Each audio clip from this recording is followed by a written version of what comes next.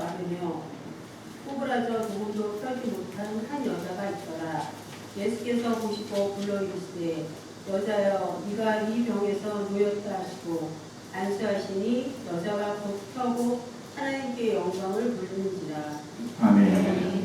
자, 오늘 하나님 말씀의 제목을 다 같이 읽겠습니다. 시작. 치유를 통한 온전한 복음. 치유를 통한 온전한 복음.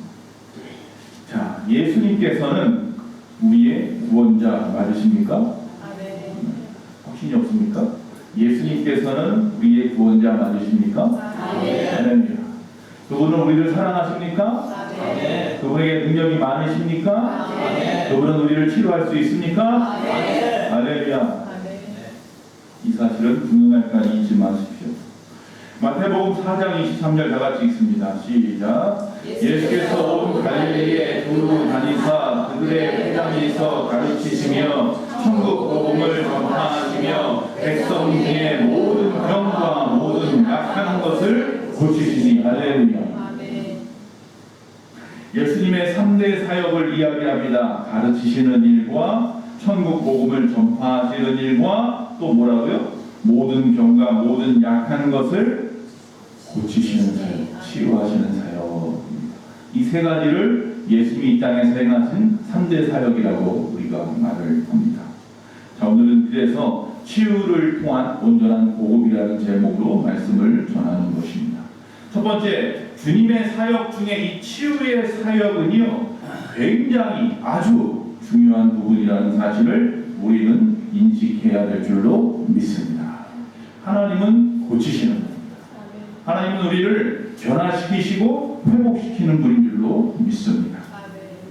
예수님은 인간의 육체적인 고통을 결코 외면하지 않으셨습니다. 밤이 새도록 병자를 고치셨습니다. 정말로 왜 이런 병자 고치는 일에 집중하셨을까? 왜 이렇게 연약한 자들에게 관심이 있었을까? 예수님 당신이 친히 하나님의 아들이심에도 불구하고 저 하늘의 보좌를 버리시고 이 땅에 육신을 입고 오셔서 이 육신의 약함을 모두 다 친히 겪어보셨고 그리고 우리의 모든 고통도 겪어보셨기 때문입니다. 그래서 다 아십니다. 인간이 얼마나 고통 가운데 살아가고 있는지, 인간이 얼마나 연약하며 아파하는지 그 신음소리를 다 듣고 계시는 분이 우리 예수님인 줄로 믿습니다. 저는 잘 안 들려요. 귀가 둔해서가 아니라 하나님 만약에 저한테 여러분 속소리를 다 듣게 한다면 저는 잠도 못 잘 거예요. 괴로워서 못 잘 거예요. 하나님이 그래서 다 듣게 하지는 않으세요. 그런데 주님은 뭐예요? 다 들으세요. 다 듣고 계십니다. 그러니 대단하시네요. 여러분 속 마음을 다 알고 계신다니까요. 주님은 다 알고 계세요. 그래서 오늘 여기 나온 거 믿습니까? 내 속마음을 아시는 분은 누구밖에 없으니까? 우리 주님밖에 없으니까 그분 앞에 알고 싶어서 나온 줄로 믿습니다. 그러니까 기도할 때 어떻게 기도해야 돼요? 간절하게 기도해야 되는 거예요. 주님! 주님은 물론 말하지 않아도 다 알아요. 여러분의 속마음, 속소리 다 듣고 계시는 건 맞아요. 그러나 중요한 건 뭐예요? 나의 간절함이에요.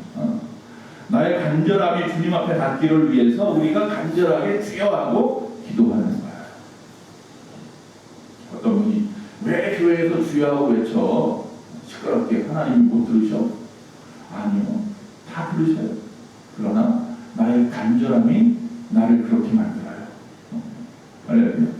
여러분이 만약 어떤 사람이 내 병을 고칠 수 있는 능력이 있어요. 그럼 그 사람이 나를 갖다가 기억하고 나를 갖다가 만나서 내 병을 고치게 해야 될 거 아니에요. 그러면 어떻게 해요? 죽으라고 쫓아다닐 거예요. 귀찮게 하시고 의로운 재판 그 불의한 재판관 얘기처럼 말이죠. 끊임없이 찾아다녀서 내 문제를 해결해야 된다고. 그러면 그 사람이 불쌍해서가 아니라 귀찮아서라도 고쳐준다. 귀찮아서라도 그 문제를 해결해준다. 주님이 우리에게 말씀하시잖아요. 그런 간절함이 우리를 주님 앞에 주여 외치게 만듭니다. 찬양할 때 두 손을 들고 벌쩍 일어나서 눈물을 흘리면서 목이 찢어라 찬양하고 그런 사람만 오늘 병 고칠 줄로 믿습니다. 그럼 지금까지 한 명도 못 고치겠네요.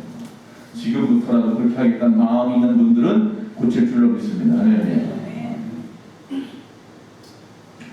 오늘 말씀은 그런 내용입니다. 병 고치는 얘기를 하려는 것은 아닙니다. 그러나 이 부분을 가지고 주의 복음에 대해서 이야기하려고 하는 것입니다. 현대 교회에서는요, 이 병 고치는 사역을 무슨 이방인들이나 하는 우상 숭배하는 것처럼 어려워하고 터부시합니다. 무슨 이 병 고치는 사역은 무슨 오순절 교단의 순복교에서만 하는 줄 알고 있습니다. 그렇지 않습니다. 안식일에 병든 자를 치료했다고 하는 것. 그런데 거기 말씀해 보면요, 그 뒤에 부분에 어떤 내용이냐면요, 그 회당에 모여 있는 사람 중에 병 고친 자, 병을 고치니까 예수님이 병든 자를 고치시니까 그 회당의 책임자인 회단장이 무슨 짓이냐고, 내일도 있고 모레도 있는데 왜 안식일 날 병을 고치냐고 난리. 예수님을 책망합니다. 여러분, 오늘 이 말씀이 그런 내용인 겁니다. 만약에 우리네 교회들이 병 고치는 것을 갖다가 터부시 여기고 무슨 잘못된 것 중으로 생각하고 미신중으로 생각한다고 한다면 안식일에 병든 자를 치료했다고 비난하는 그 당시의 그 회당장하고 다를 게 하나도 없습니다. 현대의 교회가 그 회당장과 같은 모습으로 변화되고 있어요. 종교, 의식, 형식에만 매여 있고 사람 살리는 일은 등한시하는. 왜 주님은 강하게 역사하셨던 사역을 왜 우리는 이 땅에서 그렇게 별로 중요하게 여기지 않고 있을까요? 치유의 은사는 지금 우리 가운데 일어나지 않기 때문입니까? 아니요. 곳곳에서 지금도 병자는 낫고 있습니다. 할렐루야. 왜 우리는 성도 고치는 일, 병자에 대해서 기도하는 일을 터부시하고 무시할까요? 아마 그것은 사랑이 부족해서일 겁니다. 내 문제 아닌데 관심이 없어요. 내 문제 아니면 관심이 없어요. 우리가 금요일마다 교회에 모여서 뭐합니까? 중보기도회를 합니다. 기도 내용들이 그렇습니다. 세계를 위하여, 나라 민족을 위하여 기도합니다. 그 다음에 뭘 위해서 기도합니까? 교회 부흥을 위해서 기도합니다. 그리고 뭘 위해서 합니까? 성도님들의 회복을 위해서 기도합니다. 환자를 위해서 기도합니다. 자녀들을 위해서 기도합니다. 또 사업장을 위해서 기도하고 우리의 직장을 위해서 기도합니다. 직장이 없는 자들을 위해서 기도하고 그리고 복음을 받아들이지 못한 가족들을 위해서 기도합니다. 그러다 보면 한 시간이 훌쩍 지나가거든요. 그렇죠? 짧아요. 한 시간. 그렇게 간절하게 기도합니다. 근데 문제는 간절하게 기도하는데 몇 사람이 없다는 거예요. 관심 있는 사람이 별로 없어요. 내 문제가 아니거든요. 내가 병들지 않았거든요. 내가 어렵지 않거든요. 아니 내가 어려워도 내가 병들었어도 꼭 그렇게 해야 되나? 귀찮거든. 아직은 발등에 불이 떨어지지 않았어요. 발등에 불이 떨어져 봐야 달려나와요. 새벽에도 달려나오고 금요일에 달려나오고 저한테 전화해서 왜 평일날 저녁에 기도 안 하냐고 아마 그럴 거예요. 여러분, 우리네 교회들이 사랑이 없어요. 내 문제가 아니면 관심이 없어요. 시간 있으신 분들, 관심이 있으신 분들, 사랑이 있으신 분들 새벽에 나오세요. 안 되면 금요일 날이라도 나오세요. 정말 목이 터져라 그렇게 기도하잖아요. 뜨겁게 기도하는 그 시간 함께 기도했으면 좋겠어요. 할렐루야. 한 생명이 고통 가운데 신음을 하고 있어요. 신음을 하고 있어. 질병으로 인해서 제 역할을 잘 감당하지 못하고 있습니다. 그럴 때 교회가 해야 할 일입니다. 불쌍히 여기고 돌아보는 것이요. 근데 불쌍히 여기지도 않고 돌아보지도 않고 있다는 것은 사랑이 없는 거예요. 여러분, 교회의 부흥은 어떻게 이루어지는 줄 아십니까? 여러분이 나가서 전도 많이 하면 부흥합니까? 물론 그것도 하나의 방편이 되겠지만 가장 좋은 방법은 지금 여러분부터 부흥하면 됩니다. 부흥은 다른 말로 뭐예요? 회복이죠. 리바이벌이죠. 회복되는 겁니다.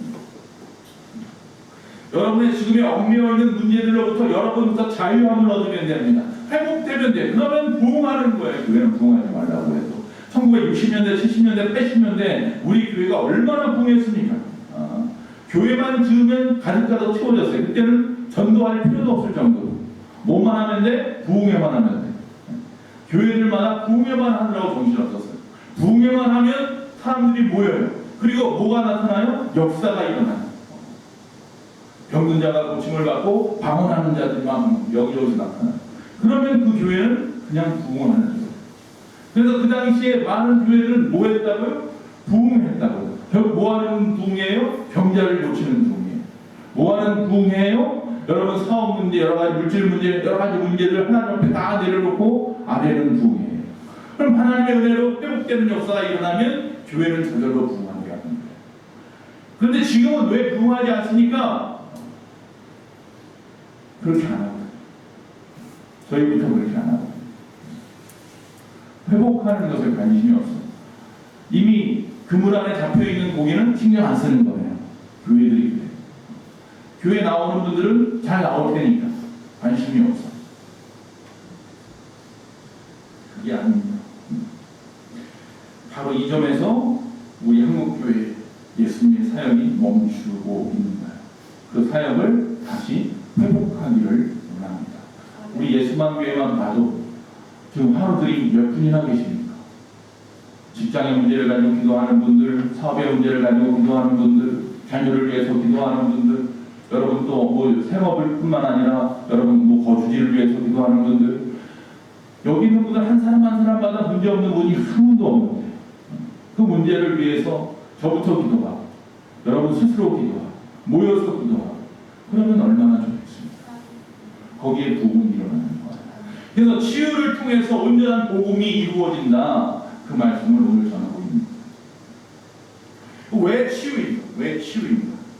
치유는 단순히 병을 낫는 것만을 의미하는 것이 아닙니다. 그러면 치료라고 해야겠죠. 성경에서 말하는 치유는 인간 존재 전체의 회복을 이야기하는 것입니다. 육체적인 회복, 영혼의 회복, 정신적인 회복, 관계의 회복, 정체성의 회복, 모든 회복을 다 통틀어서 말하는 것입니다.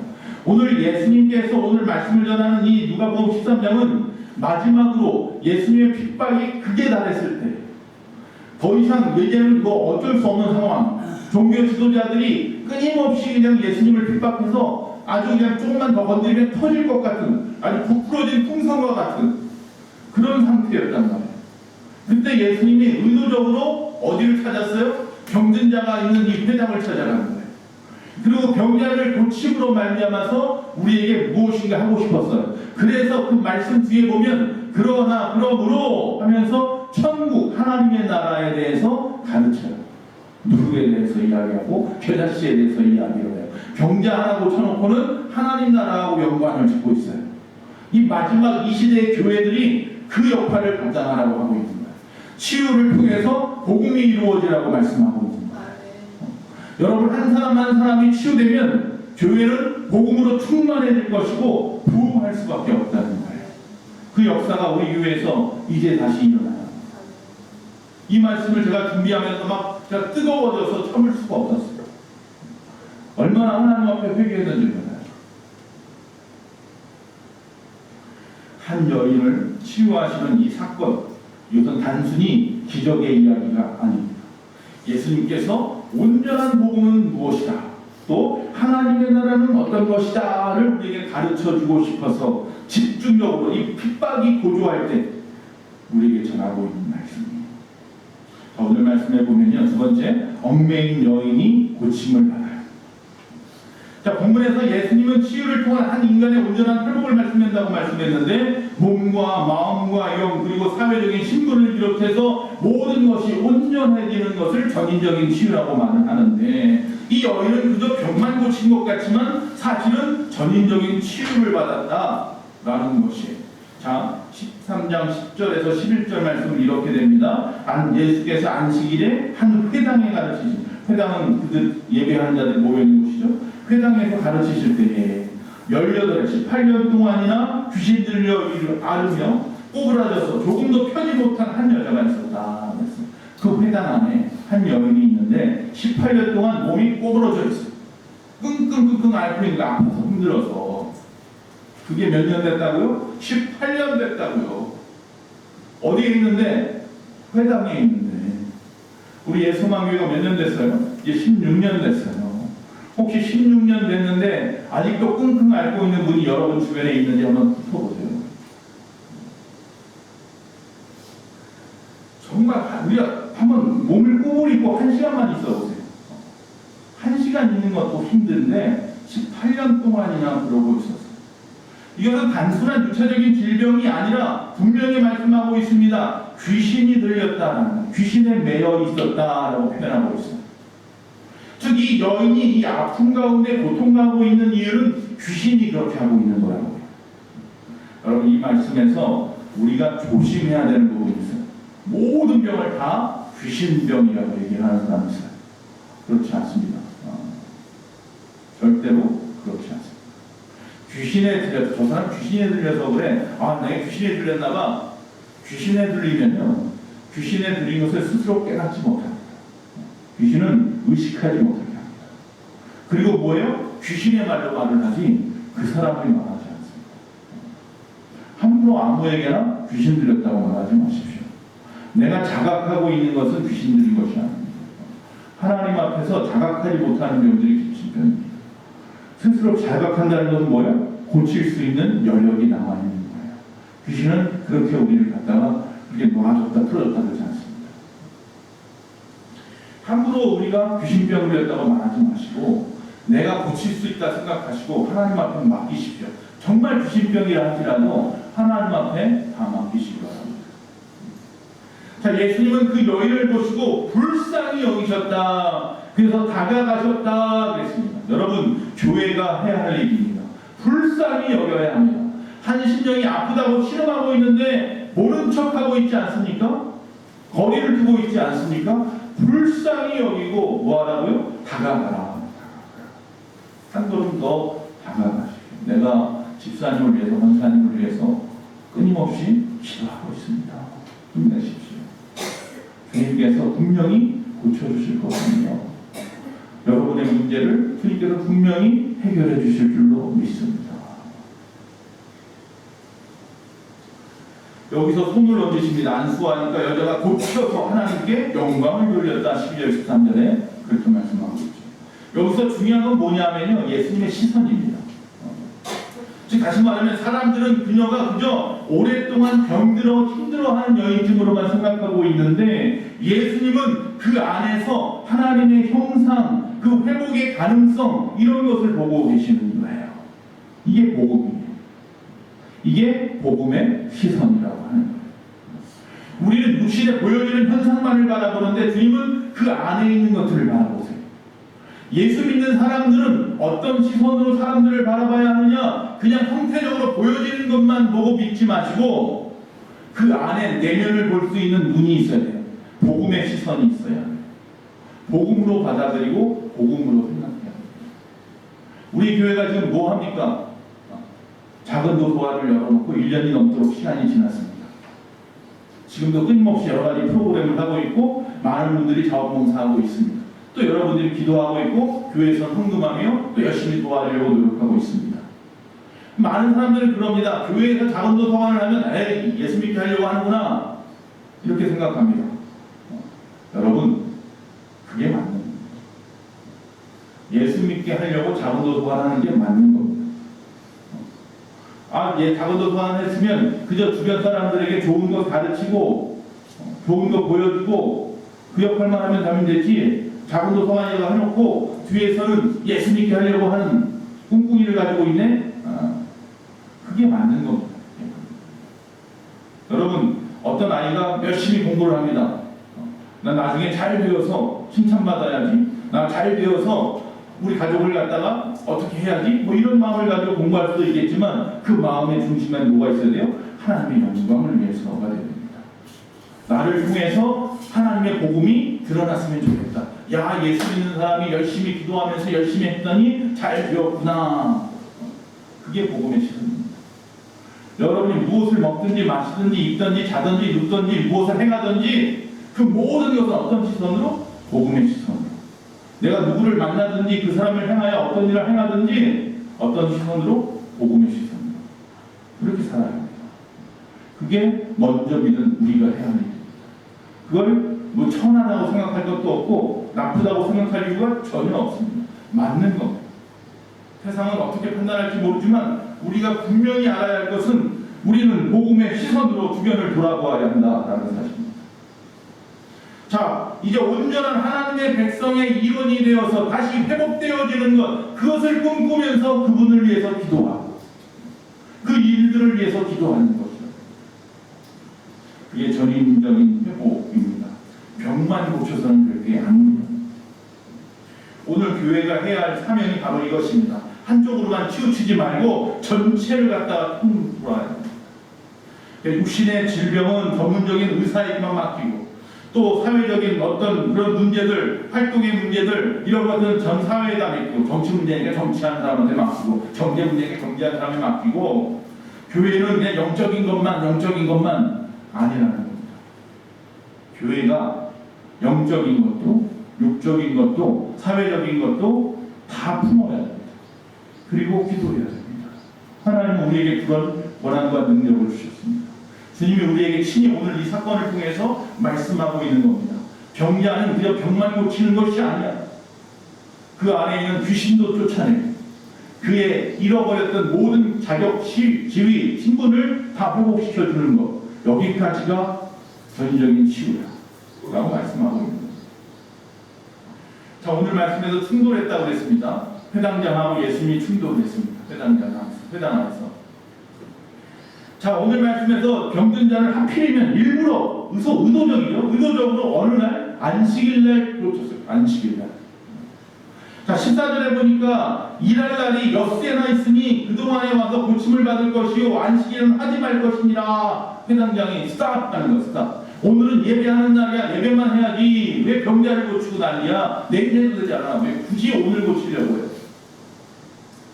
회당장은 지금 회당에서의 규칙이나 전통에 얽매여가지고 사람보다 제도가 더 중요시 여겨졌습니다. 한 사람보다 프로그램이 더 중요합니다. 교회가 자꾸 그렇게 변화되고 있습니다.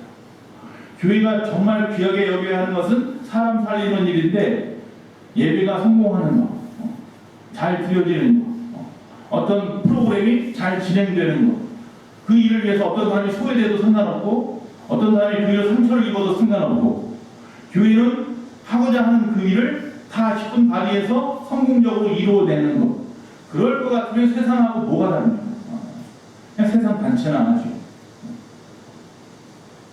교회 안에서 어떤 일을 갖다 하는 데 있어서 그 사람이 정말 아무것도 못하는 사람이라면 문제가 되겠지만 좀 부족하더라도 열심히 하는 사람들을 통해서 일하는 겁니다.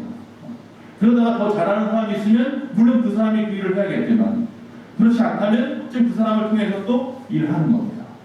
모든 사람들이 그것을 보고 은혜를 받을 수만 있다면 그렇게 하는 것이고 모든 사람이 그것을 통해 은혜 받지 못한다면 잠시 내려놓는 것이고 이게 결국은 뭘 바라봐야 돼? 사람을 바라봐야 돼요. 사람. 그 일을 통하여 모든 사람들이 행복한지 그 일을 통해서 모든 사람이 어려움을 당하는 것인지 그게 중요한 거지.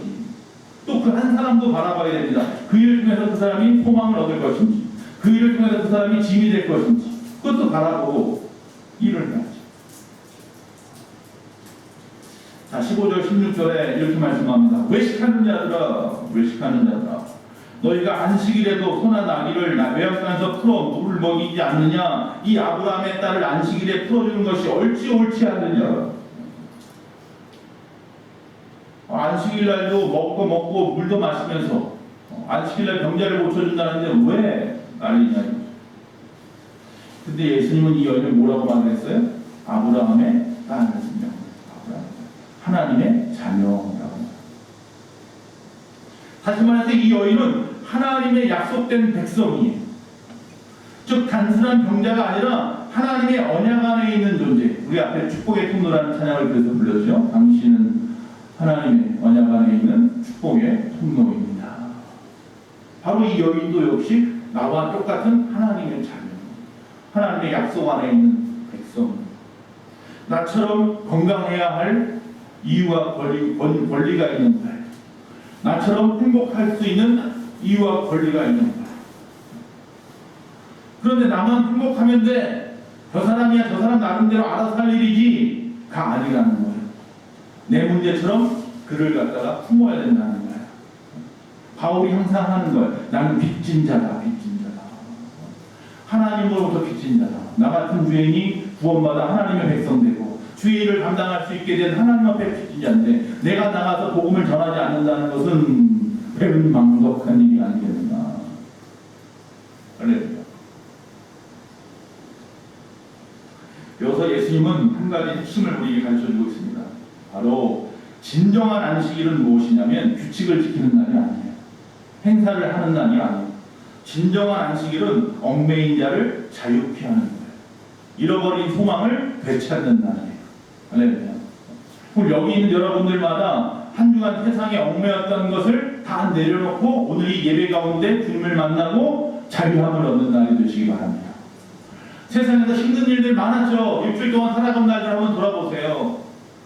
혼도 났고 책망도 받았고 외로웠기도 하고 혼자 있어서 슬펐기도 하고 오해도 받고 일 못한다고 또 윗사람들한테 책망도 받고 여러 가지 일들이 있었잖아요. 물질 때문에 어려워서 이리 뛰고 저리 뛰고도 하고 건강이 너무나 아파서 막 고통 가운데 막 절절매기도 하고 밤을 새기도 하고 많은 일들이 있었잖아요. 그렇게 그것만 가지고 계속 살아가면 쌓여서 죽어요. 그러다가 정말 일주일에 한 번이라도 주 앞에 나왔는데 이제 주님 앞에 다 토로하고 주님 앞에 고쳐달라고 해야 될까? 주님 나 일주일 동안 힘들었어요. 주님 아시잖아요.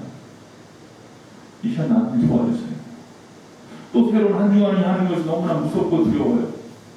계속 반복되는 집밖 도는 그런 인생이 너무나 힘들어요. 주님 나를 도와주세요. 오늘은 그런 날이에요. 그렇게 주님 앞에 불리는 날이에요. 주님은 절대로 외면하지 않습니다. 이 여인을 일부러 찾아가서 고치시고 하나님에 대해서 복음에 대해서 우리에게 가르쳐주신 그분께서 오늘 여러분을 일부러 찾아서 이곳에 오신 줄로 믿습니다.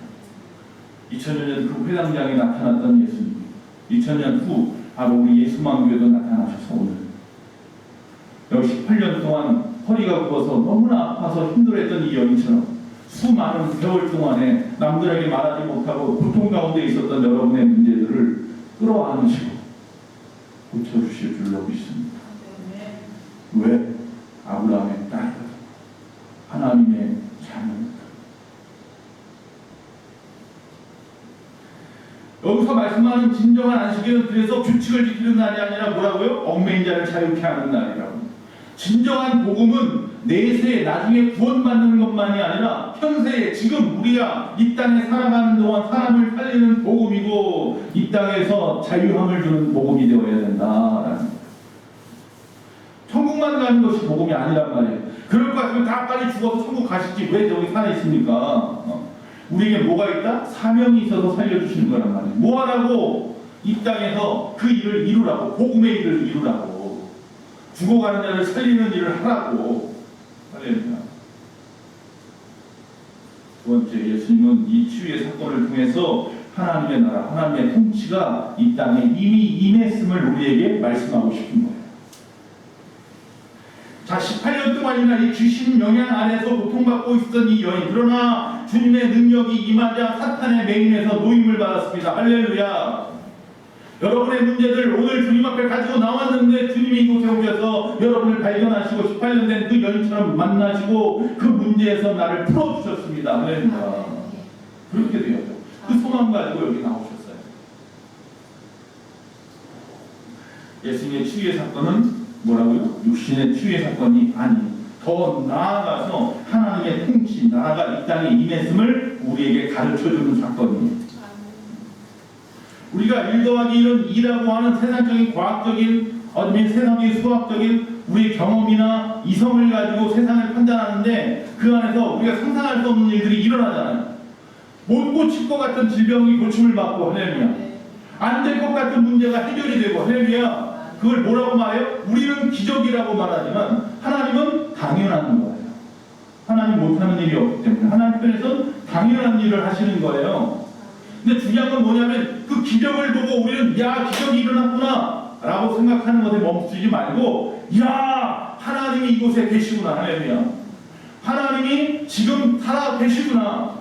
하나님이 이 땅에 임하여 계시구나. 하나님이 지금도 우리를 고칠 수 있는 능력으로 해가고 계시는구나. 할렐루야. 하나님의 나라가 저 천국에서만 있는 게 아니라 지금 이곳에서도 임하여 역사되고 있구나. 할렐루야. 그 그거를 가르쳐주고 싶은 거예요. 병자 고치는 건 그 한 사람만 고쳐서 그 한 사람만 낫게 하는 것으로 끝나는 게 아니라 그 사건을 통해서 교회가 전체적으로 하나님에 대한 확실한 믿음으로 가득하고 그곳에 하나님의 임재하는 사건을 갖다가 모든 사람이 믿고 하나님의 영광 돌리게 하는 거예요. 그 이유가 있는 거예요. 그런데도 병자 하나 고치는 것을 아무것도 아닌 것처럼 생각하고 뭐 병자 고치는 문제를 가지고 지금 그런 게 문제가 우리 좀 신사답게 숙녀답게 지성인답게 그렇게 신앙생활 해야지 라고 앉아있는다면 하나님의 나라는 임하지 않습니다. 그러므로 오늘 말씀 18절 이후에 그러므로 하나님의 나라는 하나님의 능력이 나타나는 곳이라고 말하는 이유는 여기 분명하게 이야기하고 있습니다. 첫 번째 비유를 드는데 겨자씨 비유입니다. 겨자씨 비유는 하나님의 나라 천국을 이야기하고 그 나라가 이 땅에 임했다는 걸 이야기하기 위해서 하는 비유인데 겨자씨 비유는 외적인 확장을 이야기합니다. 눈에 보이는 확장에 대한 이야기를 하는 겁니다. 아주 작은 씨앗이 하나가 자라서 큰 나무가 됐어요. 그리고 거기에서 새들까지 와서 그 그늘에 깃들 정도로 큰 나무가 됐어요. 겨자씨는 깨알같이 작단 말이에요. 더 작죠.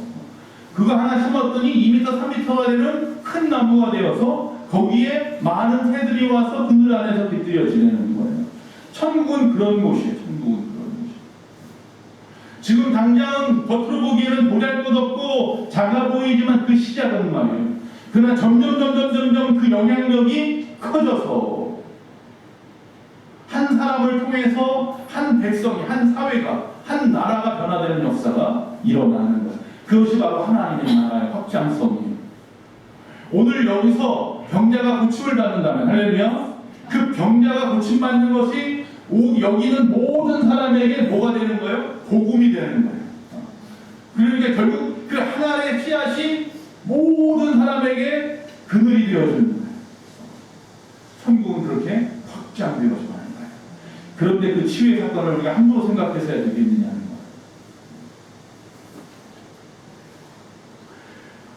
두 번째, 누룩에 대한 주의가 또 나와요. 이것은 내적인 성장, 내적인 변화에 대한 성장. 작은 누룩이 온 반죽에 들어가서 부풀게 하듯이 하나님 나라의 복음은 조용한지 모르지만 깊이 침투해서 사람을 변화시킨다. 이런 내용이에요. 한 사람이 모든 것을 변화시키는 거예요. 한 사람의 선행이 구원을 이루고 한편의 말씀이 어떤 사람을 변화시키는 거죠. 예전에는 광장에서 설교자요. 요새는 없어졌죠. 여의도 광장에서 빌리그레 목사님이 수십만 명을 모아놓고 말씀을 전했더니 거기서 예수 믿고 구원받겠다는 사람이 일어나시고 했더니 수만 명이 일어났어요. 지금도 저는 그 유튜브를 가끔씩 보면서 나의 신앙을 다시 한번 돌아봅니다. 우리네 할머니, 거기 우리 할머니도 계실 거고 여러분의 부모님도 계셨을지 몰라요. 그들이 일어나서 복음이 시작된 거예요. 그들의 가정들이 변하기 시작했고 나라가 변화됐단 말이죠. 한 사람이 변하면 그 변화는 감염이 되기 시작해요. 가정이 변하고 세상이 변한다. 그게 바로 누룩에 대한 이야기. 조용하게 침투했어요. 그러나 깊이 침투해서 사람을 변화시키는 게 하나님의 나라예요. 자, 예수님은 이 한 여인을 고치는 사건은 바로 이 뒤에 나와 있는 이 두 가지 비유의 핵심적인 예입니다. 자꾸 보잘것없었던 한 여인을 회복시키는 이 일은 결국 공동체 전체를 변화시키고 하나님의 나라가 어떤 것인지 모두에게 드러냈다, 밝히 드러냈다라는 거예요. 그걸 오늘 이야기하고 싶은 거예요. 마태복음 4장 24절에 보니까 예수께서 많은 사람들의 병을 고치십니다. 그러자 모든 사람들이 병을 고치기 시작하니까 수많은 사람들이 모여옵니다. 거기는 유대인만이 아닙니다. 대가볼리에서도 오고 갈릴리에서도 오고 요단강 건너편에서도 오고 두로와 시돈에서도 오고 수많은 곳에서 수많은 사람들이 예수님에게 몰려오더라. 병 고치는 하나가 하나님의 나라의 확장성을 이야기하고 있습니다. 병 고치는 것 하나만이 아니라 그 일이 많은 사람들이 변화되는 역사를 이야기하고 있는 거예요. 내적으로 외적으로. 그렇게 우리나라가 부흥의 나라, 즉 기독교 국가가 되었던 거예요. 그런데 지금 그 부풀려 놓았던 누룩을 그냥 그대로 놔뒀더니 자꾸 숨이 죽어가고 있어요. 그 나무를 제대로 보살피지 않으니까 자꾸자꾸 썩어가고 있어요. 우리 교회가 다시 물을 주고 다시 썩어가는 나무를 잘라내서 가지치기를, 아픔이 있더라도 가지치기를 하더라도 살려내야 되는 거예요. 그 누룩에 다시 또 새로운 누룩을 발효시켜서라도 다시 또 새로운 빵을 만들어내야 되는 거예요. 그게 우리의 교회들의 사명인 거죠. 오늘 주는 메시지는 그런 말씀이에요. 예수님은 우리의 아픔을 보고 계십니다. 다 알고 계십니다. 모르는 게 없습니다. 지금 이 시간 여러분이 어떤 생각하고 있는지 다 알고 계십니다. 오늘 본문의 여인처럼 우리 삶 속에서도 18년 동안이나 어떻게 풀리지 않는 문제가 있으신 분이 계실 수 있고, 고쳐지지 않는 상처가 있는 분도 있고, 얽매였던 어떤 부분들이 있기도 합니다. 주님은 그 모든 것을 다 아십니다. 그리고 오늘 우리에게 단 한 말씀만 하시면 됩니다. 이 여인에게 했던 말입니다. 내가 노임을 받았느니라. 그 문제에서 놓였다.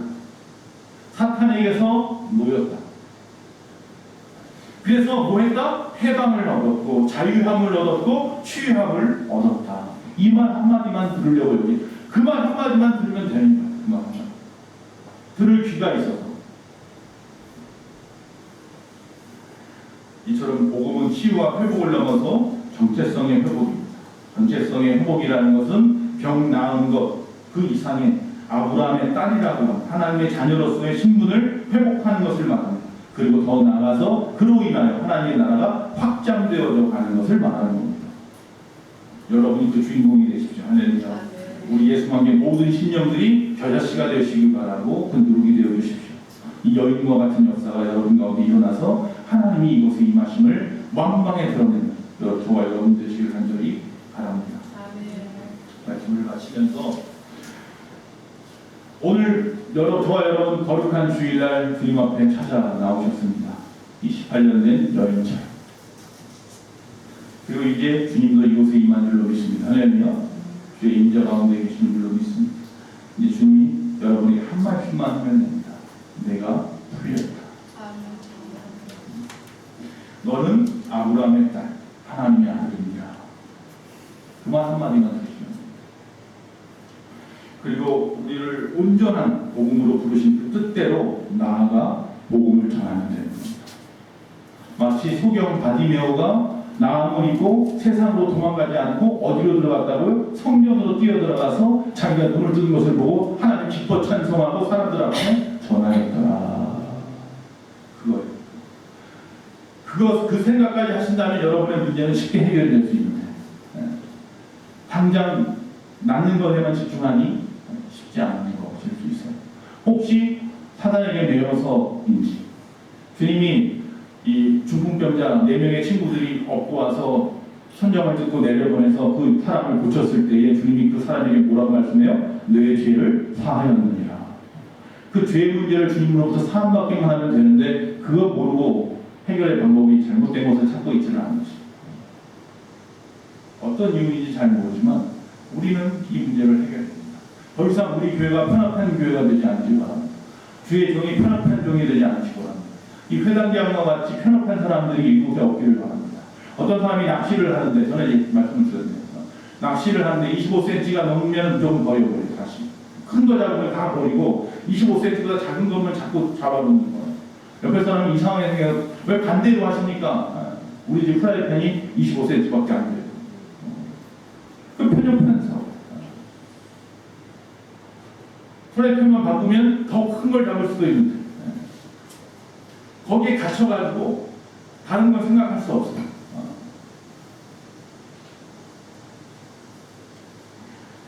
헬렌 켈러가 이렇게 말합니다. 어둠에서 빛으로 나왔습니다.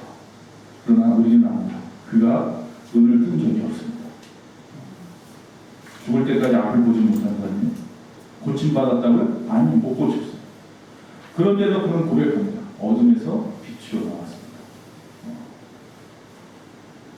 여러분 문제가 혹시 해결되지 않으면 복음은 없는 겁니까? 여러분의 문제가 그대로 가면 하나님의 나라가 임하지 않은 것입니까? 그렇지는 않습니다. 주님이 더 중요하게 여기는 것은요, 내 마음의 중심입니다. 못 고칠 질병이 없으신 하나님이 오히려 그 질병을 통해서 세상을 변화시킬 수 있습니다. 헬렌 켈러가 병이 나았다고 끝났으면 끝났을 텐데 오히려 그가 낫지 않음으로 인하여 하나님의 복음이 세상에 더 넓게, 더 멀리, 더 높게 퍼져나갔단 말이죠. 물론 한 사람의 도움이 있었습니다. 설리반이라고 하는 한 여인의 헌신적인 사랑과 도움이 있었죠. 여러분과 제가 그 누군가의 설리반이 되어주셔야 합니다. 그런 교회가 부흥하는 겁니다. 할렐루야. 우리 교회가 지금 오늘 이 순간부터 그런 교회가 되기를 간절히